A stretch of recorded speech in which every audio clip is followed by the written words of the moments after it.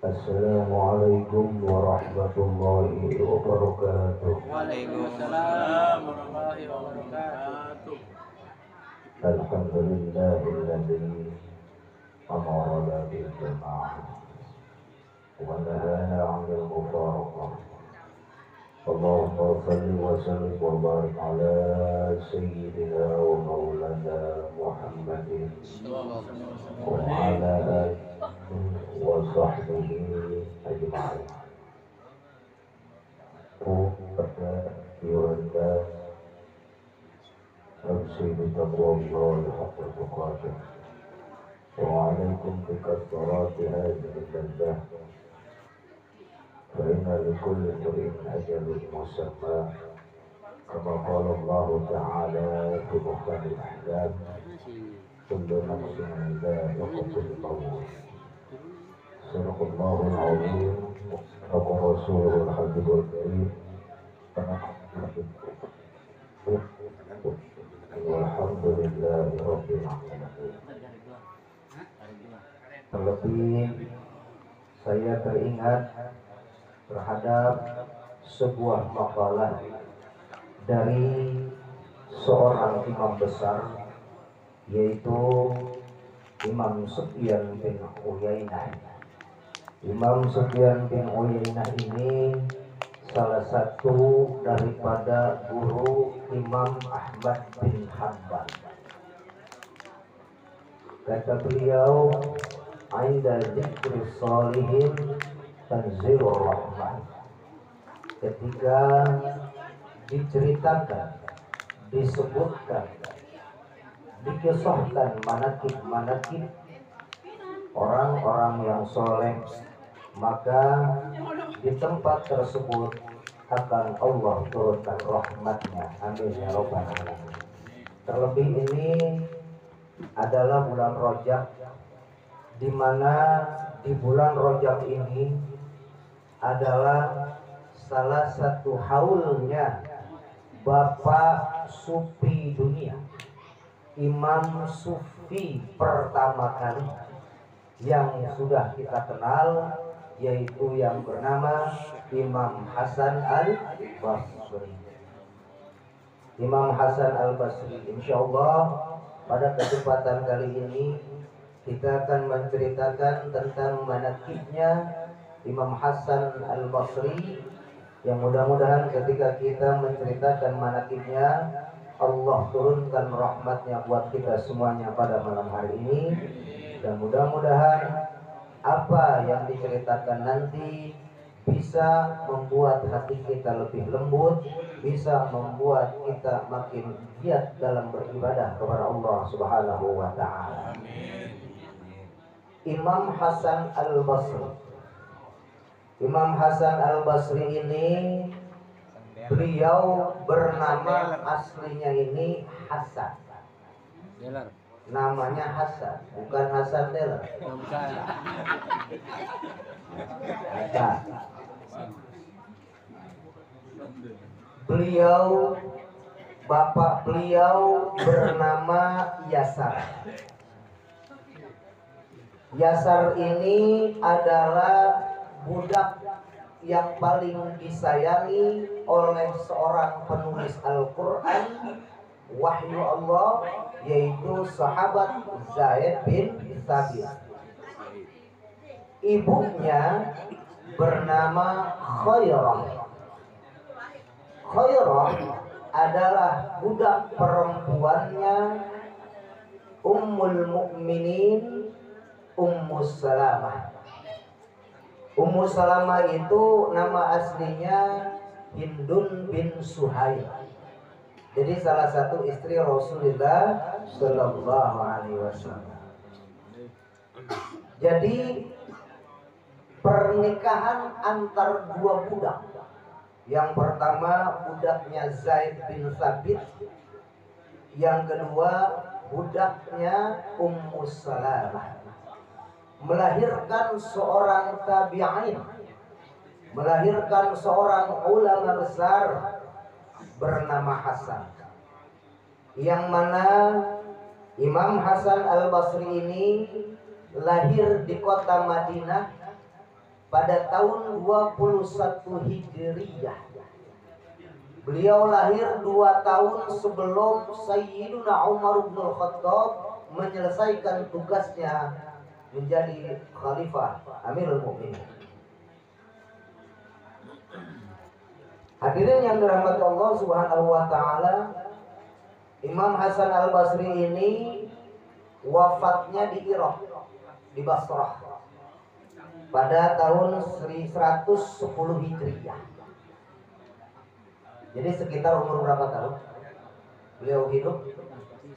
Sekitar 80 tahunan ya, 80 tahunan. Beliau lahir tahun 21 Hijriah di Madinah. Kemudian beliau wafat pada tahun 110 Hijriah, Kamis malam bulan Rajab.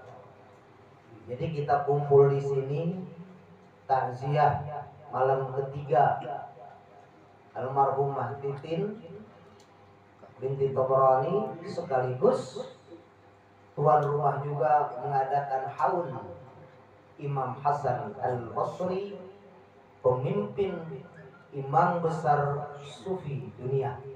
Mudah-mudahan Allah Subhanahu wa taala menyampaikan pahalanya kepada Titin binti Tabrani. Mudah-mudahan juga kita diakui sebagai murid-muridnya Imam Hasan Al-Basri. Diceritakan bahwa ibunda daripada Imam Hasan Al-Basri yang bernama Khairah adalah budak kesayangan ibu kita semua, yaitu Ummu Salamah Hindun binti Suhail.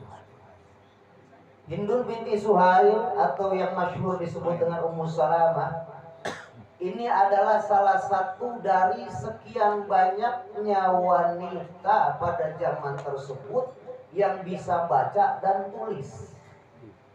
Jadi pada zaman itu hanya sedikit wanita yang bisa baca tulis. Salah satunya yang bisa baca dan tulis adalah Ummul Mukminin Hindun binti Suhail. Beliau termasuk salah satu perempuan yang cerdas, cantik, dan menjadi salah satu daripada istri kesayangan Rasulullah SAW, dan termasuk istri yang paling banyak meriwayatkan hadis setelah ibunda Aisyah radhiyallahu anha. Ummu Salamah meriwayatkan hadis sekitar 387 hadis, banyak ya. Imam Hasan Al-Basri memiliki ibu yang benar-benar salihah, yaitu bernama Khairah, dan menjadi budak kesayangan ibu kita. Yang mana saking sayangnya Ummu Salamah ini begitu sangat dan menginginkan, Ummu Salamah sangat mengharapkan Khairah mengandung dan melahirkan seorang putra. Yang akhirnya izin Allah Subhanahu wa taala, Khairah mengandung, kemudian melahirkan seorang bayi, yang mana bayi tersebut luar biasa. Walaupun terlahir dari rahim seorang budak, tapi Allah anugerahi wajah yang tampan dan rupawan. Di sini kita bisa ambil pelajaran. Terkadang orang miskin pun punya tampang yang bagus. Ya kayak saya. Kayak Haji Nasir misalnya. Itu. Akhirnya ketika melahirkan, Ummu Salamah begitu bahagia, datanglah Khairah.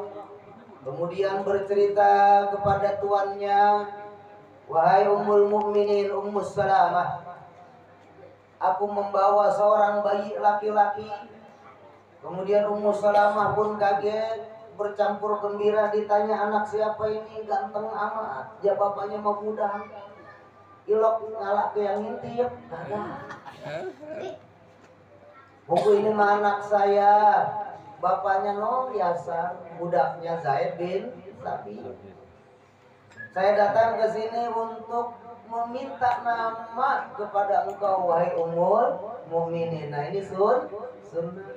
Nih sunnah nih. Ini ilmu yang bisa kita dapatkan tuh. Kalau kita punya anak, maka sunnah datang ke orang alim ulama. Minta tanya, minta nama kepada beliau-beliau. Mudah-mudahan nama yang diberikan oleh beliau menjadi barokah buat si anak tadi. Begitupun Ummu Salamah memberikan nama kepada bayi tersebut dengan nama sebaik-baiknya nama, yaitu Hasan. Kemudian Hasan dibawa ke Amirul Mukminin Umar bin Al-Khattab, kemudian didoakan oleh Amirul Mukminin, mudah-mudahan anak yang bernama Hasan ini Allah jadikan pemimpin besar, Allah jadikan orang yang berilmu dan paham terhadap agama. Ini juga menjadi pelantara sunnah buat kita punya anak, angsongin ke kiai, ke ulama, biar didoain. Ada dasar.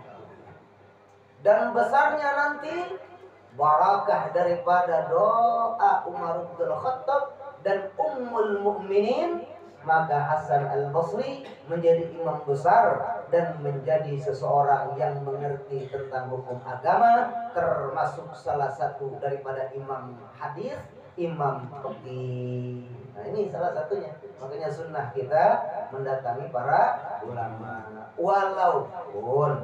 Walaupun kita udah punya nama, kita misalkan nih sama istri udah sepakat namanya Fulan, kita jangan dulu putuskan, kita tanya dulu kepada para ulama. Nanya dulu aja, mengamalkan ilmu. Misalkan disebutkan namanya siapa, namanya Fulan bin Fulan. Oh bagus, namanya siapa? Nasir. Oh udah cakep udah. Tambahin Muhammad, ya dah. Kadang-kadang kan nama guru mah gitu ya dia. Tambahin biar keren. Biar ya ini ya itu. Jangan datang ke dukun, karena kalau ke dukun mah dihitung keberatan. Namanya ini keberatan, ntar sakit mulu. Namanya kepanjangan, ntar dia nggak kuat bawa nama. Nggak ada urusannya. Perhatikan di dalam kajian tauhid ada sifat wahdaniyat. Wahdaniyat itu wahdaniyat fil dzat, sifat wal af'al. Salah satu daripada wahdaniyat fil af'al, kita harus meyakini bahwa la mu'aththira fi hadhil makhluqat illa Allah. Tidak ada yang mampu memberikan pengaruh di dunia ini kecuali Allah Subhanahu wa taala. Nama bukan menjadi penyebab seseorang sakit mulu. Nama bukan menjadi penyebab orang tersebut bisa kaya dan sebagainya. Siapa saja orang yang meyakini bahwa sesuatu bisa memberi pengaruh, maka ulama Ahlus Sunnah wal Jamaah, terlebih Asy'ariyah wa Maturidiyah, memutuskan orang tersebut dihukumi kufur. Maka jangan sampai kita meyakini sesuatu itu karena ada dia. Dinamain ini sakit mulu. Nah, ini hati-hati. Gara-gara nama ini jadi sakit. Nah, coba kalau misal dibawa ke rumah sakit, mungkin almarhumah nggak meninggal. Nah, nggak boleh. Karena emang udah jalannya begitu. Ada orang habis main bola mati. Coba nggak main bola mah nggak mati, nggak boleh begitu. Emang jalannya kudu main bola. Nggak bisa kita ngomong kayak begitu. Awas, ini kajian tauhidnya. Singkat cerita, Imam Hasan Al-Basri begitu disayangi oleh Ummu Salamah. Terlebih ketika sekarang ibunya Khairah disuruh sama Ummu Salamah buat membelikan keperluan Ummu Salamah, maka Hasan kecil pasti nangis. Imam Hasan Basri kecil pasti nangis Maka saking sayangnya Ummu Salamah, Hasan diambil kemudian disusui oleh Ummu Salamah. Maka Ummu Salamah di sini bagi Hasan Basri punya dua pangkat. Yang pertama, emak di dalam agama, yang kedua, emak di dalam persusuan. Luar biasa.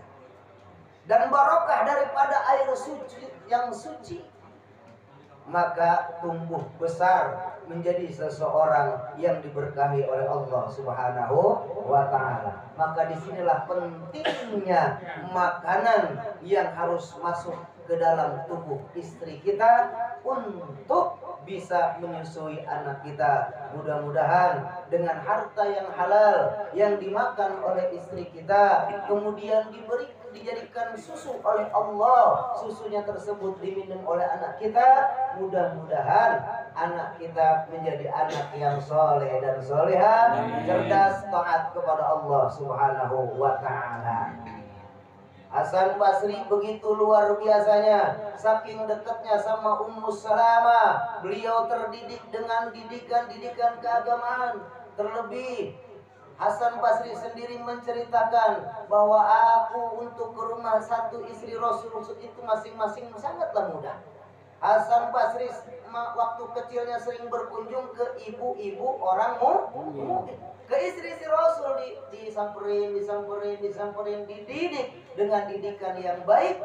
Maka makin besar, tumbuh tampan rupawan, lidahnya penuh kefasihan, hatinya benderang cahaya keimanan. Maka Allah Subhanahu wa Ta'ala menentukan anak ini kelak menjadi orang yang besar. Ini yang bisa kita ambil, sekali lagi, ini yang bisa kita ambil. Anak itu bagaimana didikan kita?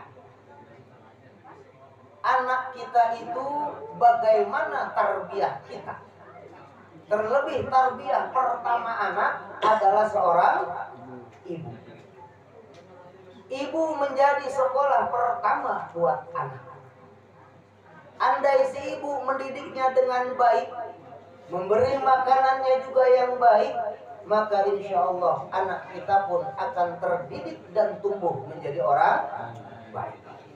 Jadi bukan salah anak, ternyata kesalahan itu ada di kita sebagai orang tua.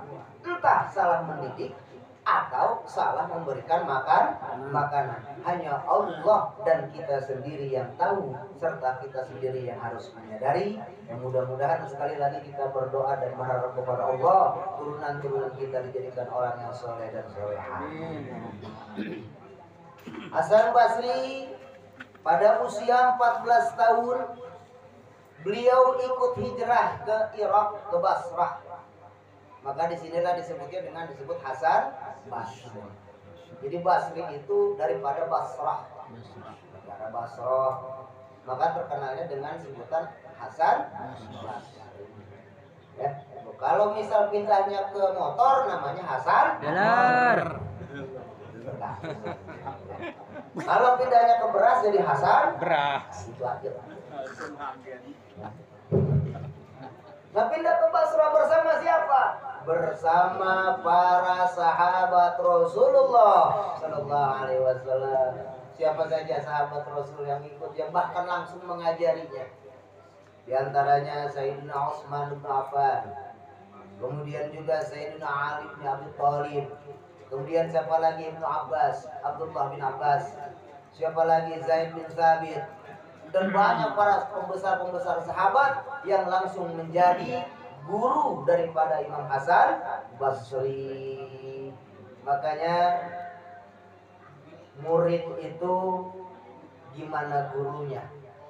Kalau gurunya pinter, muridnya juga insya Allah pinter. Cuman makin kesini, kualitas guru makin mundur. Ketika kualitas guru makin mundur, maka muridnya juga makin mundur. Dulu pemimpin kita Nabi Muhammad, ya umatnya para sahabat. Sahabat pemimpin, umatnya tabiin. Tabiin jadi pemimpin, umatnya tabiin. Pasti kan kelasnya makin turun. Sekarang kita pemimpinnya siapa? Nyalahin pemerintah. Umatnya aja kayak begini. Jadi kita begitu mudah nyalahin pemimpin, tapi ternyata nggak sadar sama diri sendiri, gitu loh. Allah jadikan pemimpin model begitu karena rakyatnya emang begitu. Kalau misal pengen pemimpin kayak Umar bin Khattab, maka rakyatnya juga harus kayak Utsman, harus kayak Ali, harus kayak Zaid bin Thabit, harus kayak Tolha. Ya, jangan bermimpi pengen punya pemimpin kayak Umar bin Khattab, tapi nih rakyatnya kelakuannya berdekung atau bagaimana mau makmur kayak begitu aja ya. Jadi di sini introspeksi diri kita, tidak terlalu mudah untuk menyalahkan para pemimpin. Hadirin yang dirahmati Allah Subhanahu wa taala, Imam Hasan Basri ini adalah salah satu daripada tabi'in yang dipuji-puji oleh para sahabat. Bahkan Imam Al-Ghazali rahimahullah, Imam Ghazali sendiri beliau memuji Imam Hasan Basri. Kata Imam Ghazali, ucapan Hasan Basri itu kefasihannya mirip para nabi. Imam Hasan Basri kalau ngomong itu mirip para nabi. Ketika beliau berbicara, maka yang keluar dari mulutnya adalah nasihat-nasihat yang bisa membuat orang sakit jadi sembuh, yang sembuh makin sehat. Bahkan lidahnya begitu fasihah. Ya, ini dia mulia. Bahkan Imam Fakhrur Razi di dalam kitab tafsirnya Mafatihul Ghaib, beliau menjelaskan keutamaan Imam Hasan Basri dibandingkan dengan tabi'in yang lainnya ini karena 5 perkara. Menurut Imam Ar-Razi, Fadlul Hasan al-Basri ala tabi'in bi khamsyati asya'a. Keunggulan Imam Hasan Basri dibanding dengan tabi'in yang lain ini karena 5 perkara. Yang pertama, awwaluha lam ya'mur ahadan bi syai'in hatta 'amilahu. Yang pertama keunggulannya, Imam Hasan Al-Basri tidak pernah beliau memerintahkan kepada seseorang untuk berbuat kebaikan kecuali beliau sendiri yang melaksanakan duluan. Kalau kita kan terbalik ya, nyuruh anak sholat kitanya belum sholat, nyuruh anak ngaji kitanya belum ngaji. Kalau Imam Hasan Basri nggak pernah nyuruh kebaikan kecuali beliau duluan yang mengerjakannya. Ini keutamaan yang pertama. Yang kedua, walam yanha ahadan bi syai'in, dan beliau tidak pernah melarang sesuatu kepada seseorang hatta ta'anhu, sehingga beliau sendiri yang mencegah dirinya untuk melakukan hal keburukan tersebut.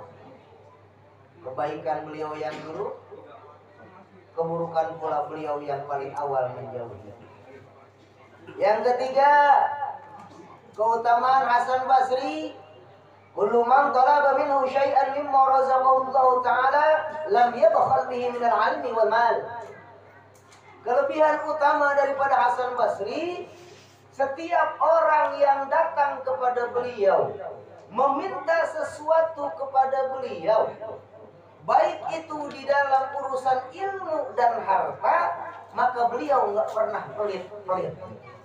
Orang yang nanya pasti beliau jawab.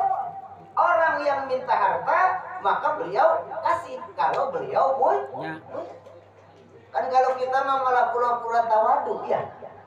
Jangan ke saya lah, ke sono aja. Ntar aja dijawab ya sama yang ono.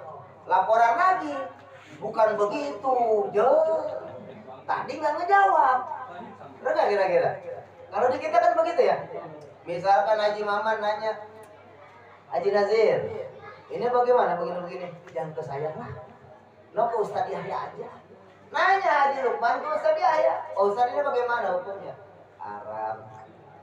Haji Maman ngomong lagi, Ji, kata Ustadz Yahya hukumnya haram. Ji, enggak juga.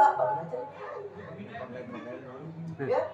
Jadi kalau misal sekarang kita nggak mau ngejawab dan nyuruh ke orang lain, ada orang lain yang melaporkannya beda dengan kita, ya kita diam. Jangan lantas ngebantah. Lawong tadi kenapa nggak mau jawab? Ya. Ini permasalahan orang alim. Ini permasalahan orang alim. Kalau mau jawab, jawab. Nggak mau jawab, diam. Kalau nggak mau jawab diam, ada yang laporan rada beda, jangan komentar apa-apa karena tadi kamu diam. Kecuali kita balas komentarnya kalau kita tadi menjawab. Ya, ini perbedaan. Jadi ada yang nanya, jawab. Ada yang minta apapun itu, dia punya, asal pasti kasih. Nggak pernah beliau pelit terhadap ilmu dan harta. Yang ketiga, yang keempat, kana yastazni bi'ilmi 'anil nas. Dengan keilmuan yang beliau miliki, beliau tidak membuat repot manusia, nggak bikin susah manusia, nggak ngerungsebin manusia, karena beliau memiliki ilmu. Ini keutamaan. Yang kelima, kanat sariratuhu wa alaniyatuhu sawa. Kelebihan yang kelima dibandingkan tabi'in yang lain, antara zahir dan batinnya sama. Kalau beliau tidak suka secara batin, maka zahirnya pun tidak suka. Kalau beliau suka terhadap sesuatu, maka zahir batinnya pun suka. Ini keunggulan, 5 keunggulan yang dimiliki oleh Imam Hasan Basri. Imam Hasan Basri terkenal seorang waliullah. Cuman tapi yang namanya waliullah juga kan sebelum jadi wali semuanya kudu sombong. Ya, semuanya kudu sombong. Orang yang berilmu itu 3 tingkatan. Kalau dia baru naik tingkat pertama, maka orang yang berilmu tersebut kudu sombong. Orang yang baru bisa belajar sejurus 2 jurus kan betang-tang beteng. Kecolek dikit langsung ngegebak. Baru belajar karate ban kuning doang udah engklek biasa. Gigi ompong baru berbilang. Karena belum naik ke tingkat 2, baru naik tingkat pertama. Dan itu harus dilalui. Orang yang memiliki ilmu, maka dia kudu kena penyakit yang namanya sombong. Begitupun para wali, sebelum beliau naik ke makom yang lebih tinggi, maka beliau pun harus mengalami yang kayak gini.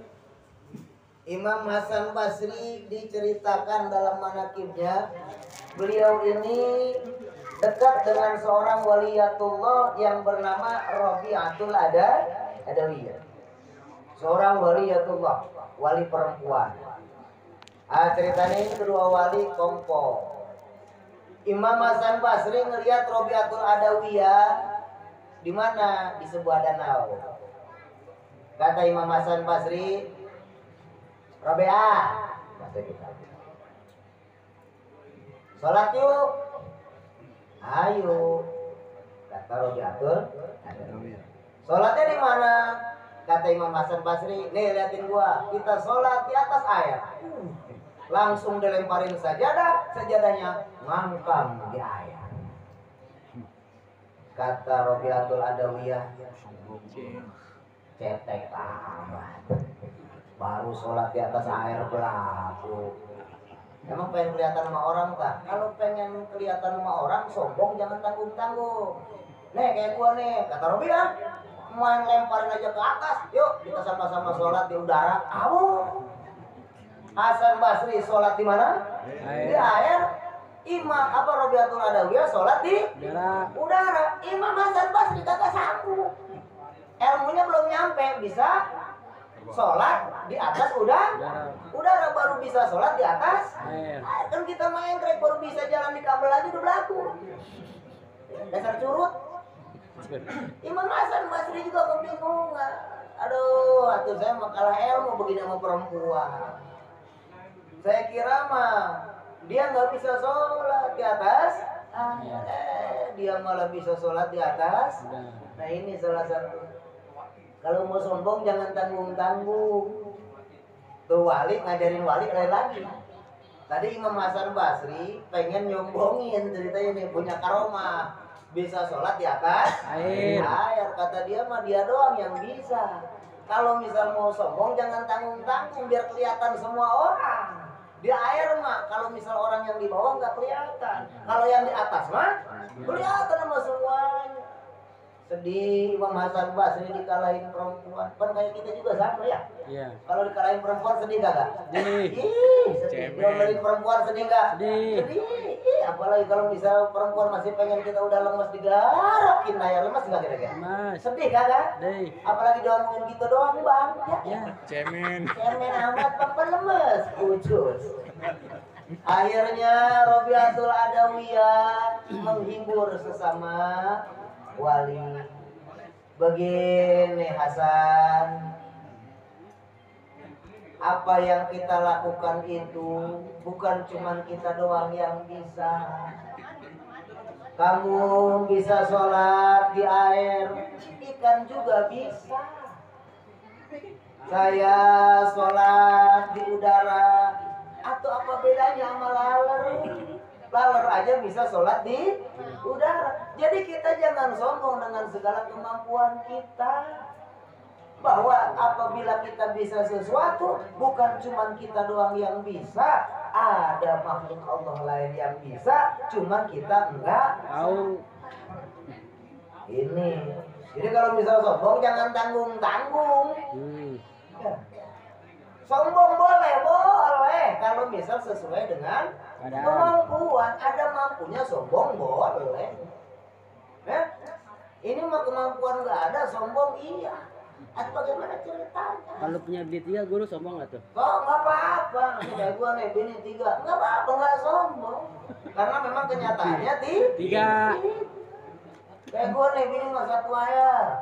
Sombong. Ditanya kenapa? Takut gua mah. Kenapa? Saya sih nggak takut sama bini, kuping doang nggak kuat berisik. Ih, Nyautin. nggak kuat berisik. Kuping berisik. Kan kagak seru juga misalkan Cing Haji Musonib kawin lagi. Kawin lagi nih. Kupingnya biar kata orang paling sabar dia sekampung besar. Bininya ngecapraknya. Kagak pegal emang. Beliau sama jamaah diomongin di masjid udah biasa, tapi kalau bini yang ngomongin pegel. Ih, berani taruhan. Dan nggak etis juga kan, misalkan kedengeran besok pagi masuk berita, kan sekarang mengusung media sosial, masuk trending topik, Ustadz Musonib kehilangan alat vital. Gimana? Dipotong sama bininya kan kagak seru. Ya kan? Ini hati-hatilah. Sombong boleh tapi sesuai ya. Sombong juga ada yang diperbolehkan, ada yang diharuskan. Tidak semua sombong itu dosa. Ada kalanya sombong juga kudu. Itu. Itu salah satu daripada manakib Hasan Basri. Kemudian beliau juga pernah ditanya oleh salah seorang muridnya, wahai Tuan Syekh sih enak amat hidupnya, kayak tenang-tenang aja, nggak puyeng, nggak gerasak gerusuk, kayak santai aja. Kayak santri nggak punya pikiran apa-apa, makan ya makan, ngopi ya ngopi, beras kiai habis bodo amat. Santai aja deh. Nah ini buat kita nih pelajaran nih, ya buat kita, termasuk buat saya yang ngomong nih. Akhirnya Imam Hasan Basri bertanya, emang kamu merhatiin saya? Iya. Tuhan itu tenang. Mudah-mudahan ini jadi resep buat kita semuanya, terlebih buat saya nih, agar hidup kita kan. Kata beliau, aku menjalankan 4 perkara. Apa kata beliau? Yang pertama, alimtu anna rizqi la ya'khudhuhu ghairi fa atma'inna qalbi. aku tahu dan sadar bahwa rizkiku tidak akan diambil oleh orang lain. Rizkiku tidak akan tertukar oleh orang lain. Maka hatiku akan tenang saja. Jadi kunci tenang ternyata menurut Imam Hasan Basri satu. Jangan pusing masalah rezeki karena rezeki nggak betul. Kita mah belum bisa ya. Kita belum bisa. Ini hati kita masih pusing. Ini hati kita semua termasuk saya lah. Ya. Ini resep dari beliau. Yang pertama, alim tu anna rizki la ya'khudhuhu ghairi wa atma'inna qalbi. Aku tahu, aku sadar rizkiku tidak akan diambil oleh orang lain, nggak bakal ketuker. Ya tenang aja. Makanya santri juga tenang aja kan? Tenang aja. Asal mau masak nggak ada beras, nengok ada karung kiai nggak, ambil aja. Kiai mah redoin. Udah pokoknya pada gede-gede. Santri gede, kiai kurus, biarin aja. Tenang aja. Nah ini kita yang belum bisa, tapi mudah-mudahan bisa. Terlebih di masa pandemi seperti ini. Apalagi DKM kita sering mengatakan pembangunan masjid sedang butuh dana dan pintu-pintu rezeki udah Allah siapin. Yang jadi masalah pintunya yang belum ketemu sama kita.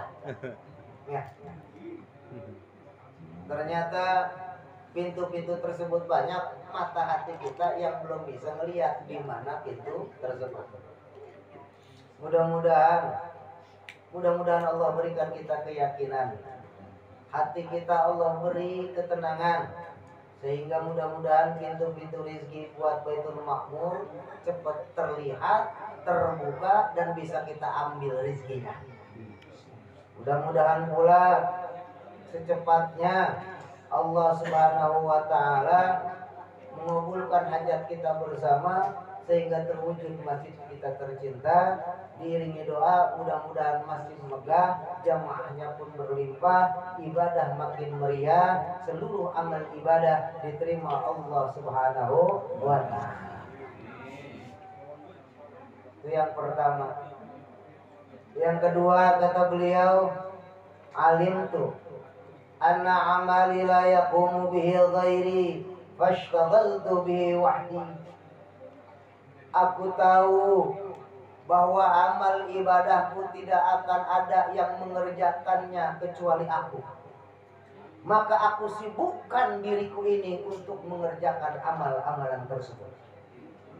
Aku tahu ibadah sholatku tidak akan pernah dilakukan oleh anak-anakku. Aku tahu ibadah puasaku tidak akan diganti oleh anak-anakku. Aku tahu ibadah ngajiku tidak akan ada yang bisa menggantikannya. Maka ketika ada waktu dan kesempatan, aku akan sibukkan diriku untuk mengerjakan amal-amal tersebut tanpa harus digantikan oleh orang lain. Jadi beliau tenang-tenang aja. Yang ketiga kata beliau, wa'alimtu annallaha muttali'un alayya fastahyaitu ayyadhani 'asiyan. Yang ketiga kata beliau, resep tenang. Aku tahu Allah Subhanahu wa taala Maha mengawasiku. Maka ketika aku sadar Allah Maha mengawasi, maka aku pun malu ketika aku akan berbuat dosa di hadapan Allah Subhanahu wa taala. Baik ketika manusia banyak ataupun saat aku sedang sendiri. Ini resep tenang, kudu punya rasa malu kepada Allah Subhanahu wa ta'ala. Tenang insyaallah. Yang keempat kata beliau, dan ini buat kita semuanya, wa alimtu annal mauta yantaziruni fa'adattu zada li liqa'i rabbi. Aku tahu dan aku sadar bahwa yang namanya maut benar-benar menantiku, mengintaiku, mengawasiku, dan pasti akan datang kepadaku. Maka aku sibukkan diriku dengan mempersiapkan bekal untuk kembali kepada Allah Subhanahu wa ta'ala. Yang jadi pertanyaan, kita gelisah karena kita nggak mau memperbanyak bekal bekal untuk bertemu dengan Allah. Jadi jawabannya sekarang ketemu ketika hati kita risau, ketika hati kita gelisah, ketika hati kita gundah, maka jawabannya yaitu kita tidak mempersiapkan bekal untuk kita bertemu dengan Allah. Kita sering mendengar kematian disiarkan di musola, di masjid, di surau, di langgar. Tapi berapa banyak bekal yang sudah kita siapkan, yang akhirnya ketika kita tidak menyiapkan bekal, maka hati kita pun menjadi risau.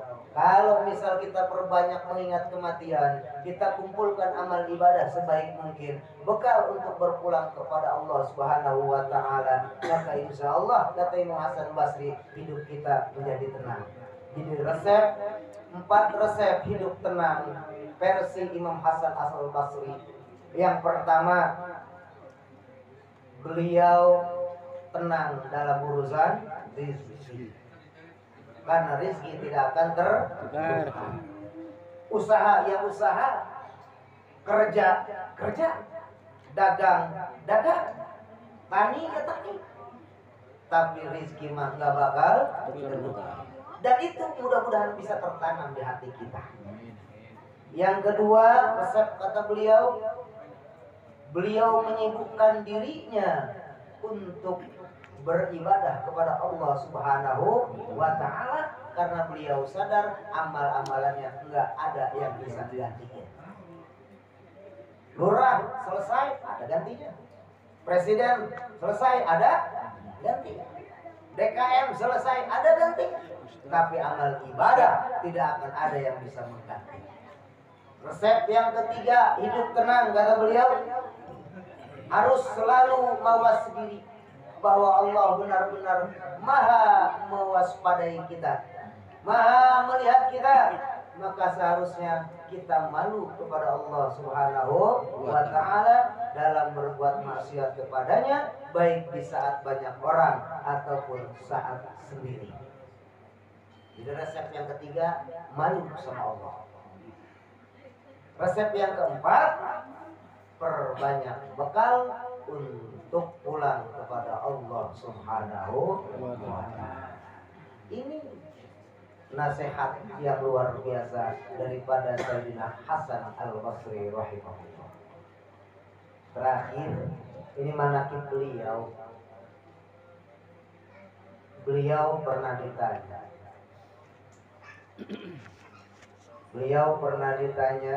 Ini manaqib ini ada di kitab Adabul Mufrad. Kitab Adabul Mufrad. Imam Hasan Basri menceritakan ada seorang laki-laki soleh, kemudian meninggal. Laki-laki soleh ini meninggalkan satu anak laki-laki yang masih kecil dan seorang budak laki-laki. Sebelum meninggal, si tuannya ini ngomong ke si budaknya, "Wahai budakku, kalau aku nanti meninggal, tolong rawat, urus, didik anakku seperti engkau mendidik anakmu dengan baik." Singkat cerita, si orang soleh ini meninggal.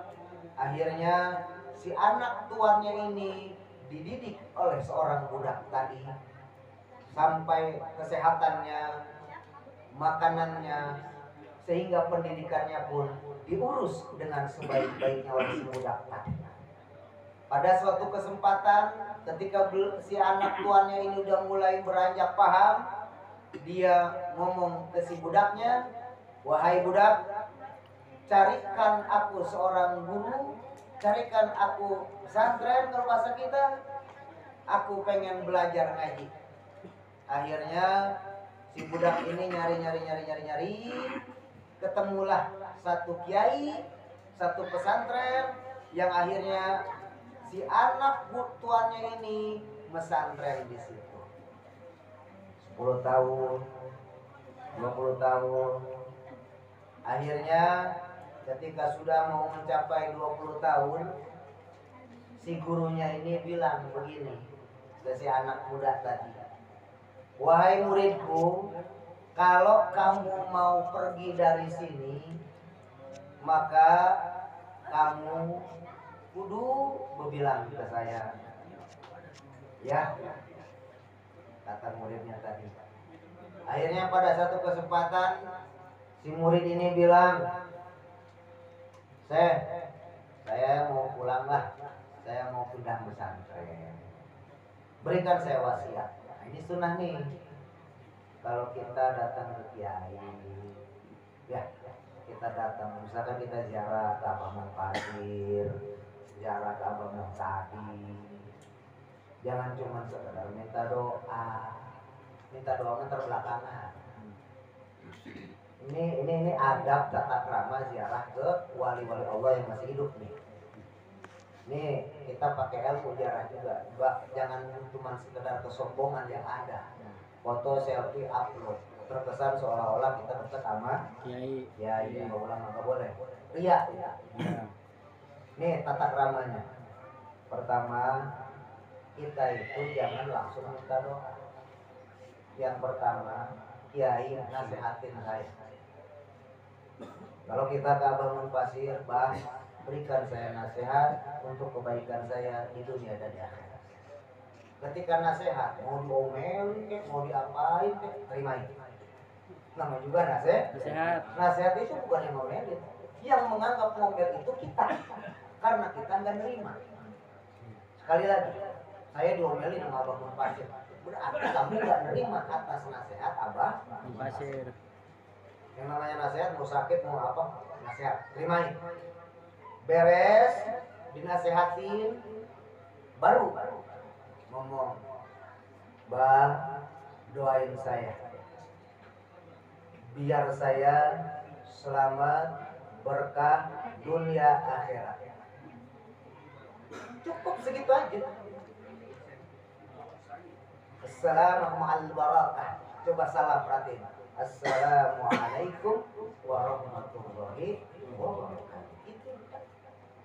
Jadi kita datang, Mbak, doain saya biar saya selamat dunia akhirat, biar saya hidup saya barokah dunia akhirat. Hidup selamat maka aman sentosa. Hidup barokah berarti kalau kita kaya yang barokah, kalau kita miskin yang barokah, kalau kita punya duit mau banyak mau dikit maka itu akan barokah. Udah gitu aja selesai. Ada khusus biar lebih fokus, Bah, saya begini. Misalkan panitia nanti datang kita ziarah ke Abah Pasir, Bah, doain biar masjid cepat jadi. Itu khusus, udah belakangan tuh. Ya, belakangan. Itu misalkan ke Abu yang mau tadi, ya doain biar masjid cepat jadi. Nah gitu tuh. Ya, itu fokus. Ya. Nah, itu salah satu daripada adab dan tata krama. Makanya beliau mewasiatkan ketika Allah Subhanahu wa taala berpaling kepada kita. Ini renungan juga buat kita ya. Allah berpaling kepada kita itu di dunia ada cirinya. Allah berpaling kepada kita ini ada ciri. Ciri Allah berpaling kepada kita di dunia ini. Di ciri Allah sibukkan kita dengan sesuatu yang tidak bermanfaat. Allah berpaling kepada kita. Allah sibukkan kita dengan sesuatu yang gak bermanfaat, baik urusan dunia ataupun akhirat. Udah aja, gak ada manfaatnya gitu.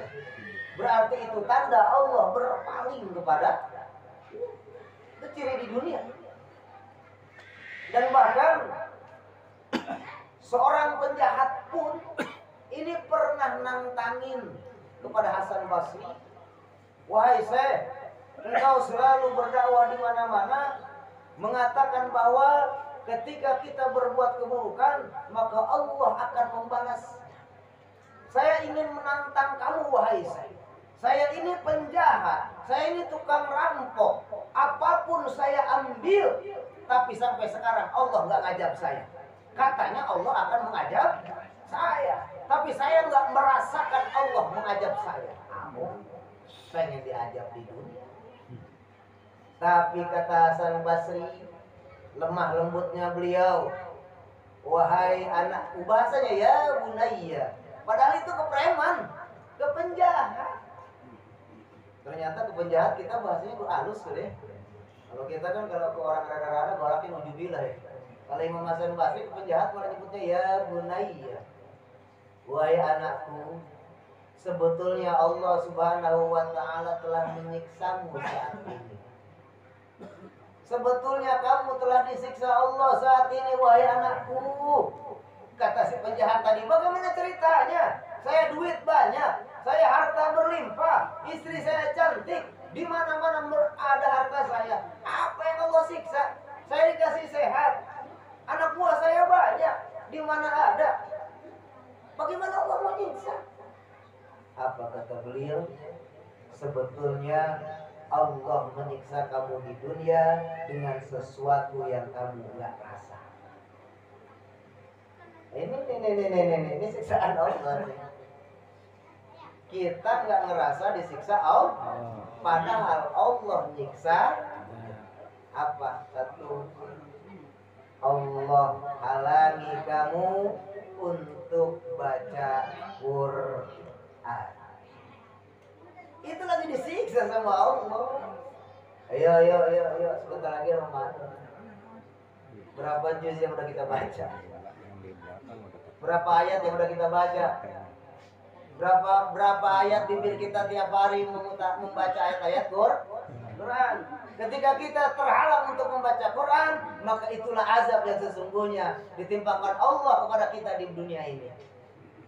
Yang kedua, Allah halangi kamu dari majlis-majlis ilmu. Kita sehat, kita banyak duit, tapi gak mau datang ke pengajian. Allah ajab diri kita itu. Itu ajab di dunia. Apalagi Allah tahan lisanmu dari membaca sholawat kepada Rasulullah Sallallahu Alaihi Wasallam. Padahal sholawat enteng, tapi begitu beratnya karena Allah nggak ngasih taufik kepada kita sehingga kita nggak mampu baca sholawat. Sholawat apa susahnya sih? Allahumma sholli ala sayyidina Muhammad. Segitu. Tapi kadang-kadang kita malas nggak? Nah, itu siksaan dari Allah Subhanahu Wa Taala. Jadi jangan pernah menganggap siksaan Allah belum ada di dunia. Siksaan Allah itu yang nggak kerasa sebetulnya sudah ada, yaitu ketika kita singkatnya tidak bisa beramal ibadah di saat diberikan kesempatan oleh Allah Subhanahu wa Ta'ala. Mudah-mudahan Allah lindungi kita dari segala bentuk mara bahaya. Allah lindungi kita daripada fitnah dunia dan akhirat. Allah berikan kita sehat barokah rohani dan jasmani. Allah selalu tuntun kita ke jalan ridhonya Allah Subhanahu wa Ta'ala. Kemudian manakib yang sekilas daripada Imam Hasan Basri, mudah-mudahan dengan manakibnya Hasan Al-Basri, tanzil rahmah fi hadhihi lailah, Allah turunkan rahmatnya pada malam hari ini buat kita semuanya. Mudah-mudahan tidaklah kita keluar dari tempat ini kecuali Allah Subhanahu wa taala ampuni dosa kita, Allah berkahi sisa umur kita, Allah berkahi segala aktivitas kita. Mudah-mudahan hasil maksud dan pemaksadan kita semuanya di atas ridhonya Allah Subhanahu wa taala. Terlebih kita mati dalam keadaan husnul khatimah, amin ya rabbal alamin. Mohon maaf atas segala kekurangan. Subhanakallahumma wa bihamdika asyhadu an la ilaha illa anta astaghfiruka wa atubu ilaik. Wa tahiyyatuhum fiha salam wa akhiru da'wahum alhamdulillahi rabbil alamin. Wallahu a'lam bishawab. Assalamualaikum warahmatullahi wabarakatuh. Waalaikumsalam.